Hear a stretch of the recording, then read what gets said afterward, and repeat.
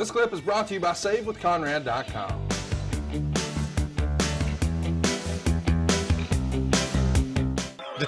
Here comes Dave Silva. You see the way they spell Guerrero there? No, I didn't notice.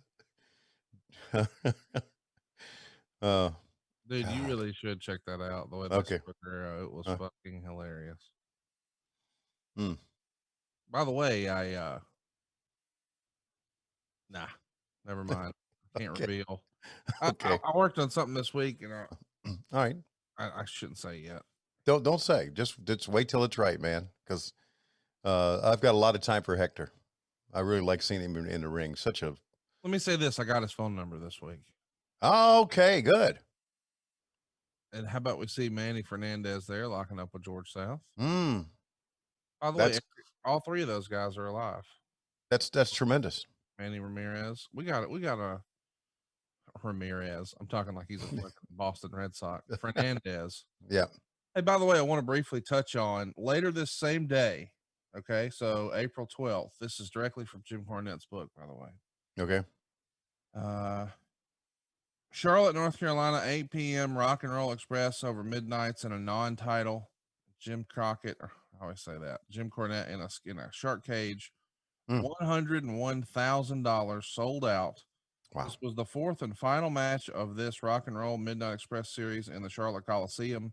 Each match had either been main event or semifinal, and this drew another sellout. 12,000 fans paying $101,000. This card was also closed circuited to the Charlotte Park Center for the overflow of about 600, paying $4,000, and to the Spartanburg Memorial Auditorium as an experiment, drawing a $4,000 gross there. The total for this show was about 13,000 fans paying $109,000. This match was also aired in its entirety on Japanese TV on the World Pro Wrestling Show. Totals for Charlotte on February 2nd, February 23rd, March 2nd, and April 12th was 46,000 paying $384,000. A week later, by the way, is when the Crockett Cup would begin, but yeah, I'm just trying to add some context. I've seen a bunch of interviews with Ricky Morton and Robert Gibson, and they both are steadfast in their belief that Dusty Rhodes was not happy that these guys were getting over. And I know that sounds contradictory to what you would think an announcer, or not an announcer, but a booker would want. Yeah. But apparently this is this is why you don't have the booker be one of the boys. Right. Thinking. Right. He was perhaps offended that they did better as a draw than he did. In fact, they say there was a weekend where, well, him and Flair went up to New York, and Flair said there were so few people they couldn't even run the show. Meanwhile, we sold out Charlotte. And Dusty Rhodes came back, and when he came back, he said, nobody sells out Charlotte without the dream. So the next time we were in Charlotte, yes, we did sell out, but Dusty was on that card. Now, the reality is that didn't exactly happen. They were doing a joint show in New Jersey is what happened. And it was a joint show with another promotion. Right. It was the JCP AWA Star Wars. Right. And they had nearly 10,000 people there at the Meadowlands. So it's not like there weren't enough people to run a show, but the JCP take, I'm sure what they kept of that show, they probably did do better at the Charlotte Coliseum. We're talking about February 23rd and February 24th.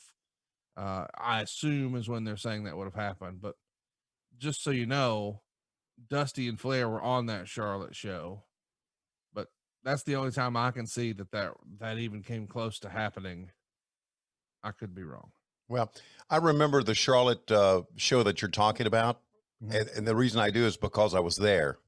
I was there just kind of like, I don't think I'm just trying to rack my brain. I remember watching, I think I was just there because, we're videotaping it and I was just kind of hanging out.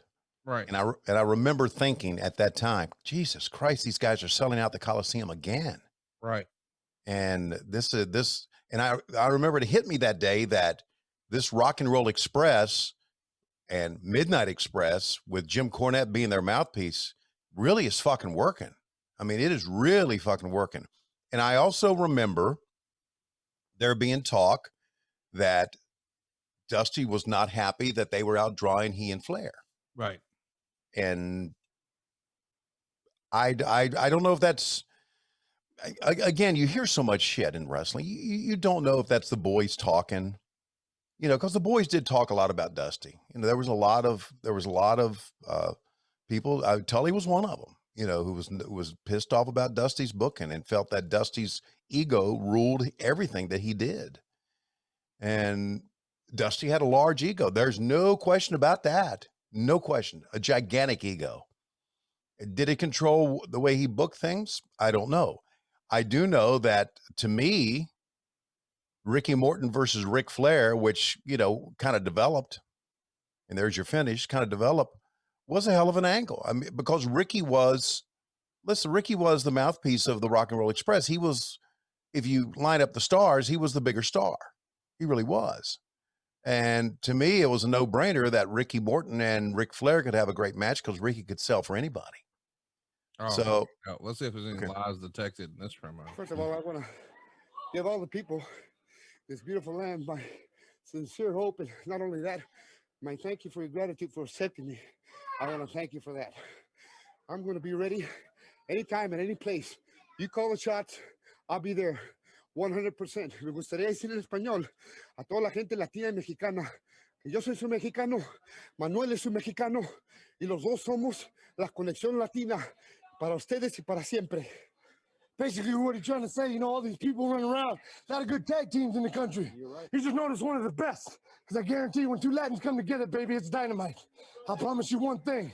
Anybody standing out there, you heed the word, baby. Especially in San Antonio. Cuando los latinos vienen juntos, van a ver, el corazón de San Antonio y loquito chiquito. Van a ver que esto, el Toro y Hector Guerrero, le van a ganar a todos. Vamos a ser el campeón de este mundo. So this, baby, if y'all want to rock, come and deal with it, because the Latin connection ain't playing. We're coming to be known, and he's right. He thanks all the people, and I thank the people being a veteran that I am. I'm very damn proud of it. I'll guarantee you one thing. We're coming here to take care of business, and that's what it's all about, taking care of business. El corazón de los latinos, lo van a ver. Y una cosa más, me gustaría dedicar esta lucha el 22 de mayo para todas las madrecitas en San Antonio. We'll be back right after this time. What he said. You could not wait to get out of that. All righty then. What he said. Let's go to the ring.